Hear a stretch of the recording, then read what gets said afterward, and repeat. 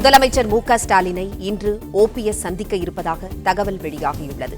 செய்தியாளர் ராஜகுமரன் இணைப்பில் இருக்கிறார். ராஜகுமரன், வணக்கம்.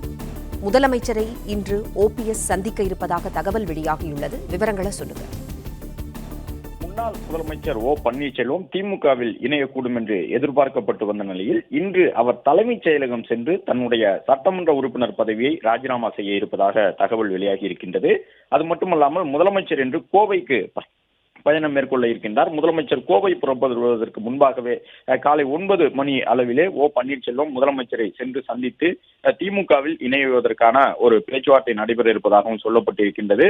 ஓ பன்னீர்செல்வத்தை பொறுத்தவரை அதிமுகவினுடைய முக்கிய தலைவர்களில் ஒருவராக இருந்து வந்தார். ஓ பன்னீர்செல்வம் மீது அதிமுக தலைமை நடவடிக்கை எடுத்த பிறகு தொண்டர்கள் உரிமை மீட்பு குழு என்கின்ற அமைப்பை தொடங்கி செயல்பட்டு வருகின்றார்.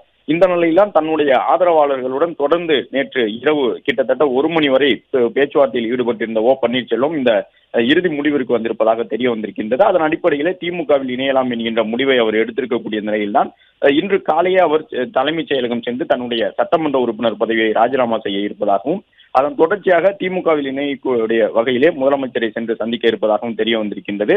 முதலமைச்சர் கோவை புறப்படுவதற்கு முன்பாகவே இன்று காலை இந்த சந்திப்பு நிகழலாம் என்று கூறப்பட்டிருக்கின்றது.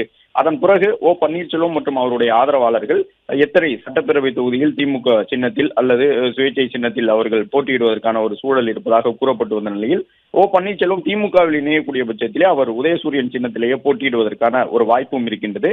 திமுகவிலே 3 தொகுதிகள் அவர்களுக்கு வழங்கப்படும். ஓ பன்னீர்செல்வம் மற்றும் ஆதரவாளர்கள் போட்டியிடக்கூடிய வகையில் என்ற தகவல் சொல்லப்பட்டிருக்கின்றது. நேற்று நள்ளிரவு வரை தொடர்ந்து அந்த ஆலோசனை கூட்டத்தில் ஈடுபட்டிருந்த பன்னீர்செல்வம் தற்பொழுது சென்னை தலைமைச் செயலகம் சென்று தன்னுடைய சட்டமன்ற உறுப்பினர் பதவியை ராஜினாமா செய்ய இருக்கின்றார். அதன் பிறகு அதிகாரப்பூர்வமாக அவர் திமுகவில் இணைய திட்டமிட்டிருப்பதாகவும் தகவல் வெளியாகி இருக்கின்றது. பிளே ஸ்டோர் மற்றும் ஆப் ஸ்டோரில் இருந்து பாலிமர் செயலியை QR கோடு மூலம் பதிவிறக்கம் செய்யுங்கள். செய்திகளை உடனுக்குடன் பெறுங்கள்.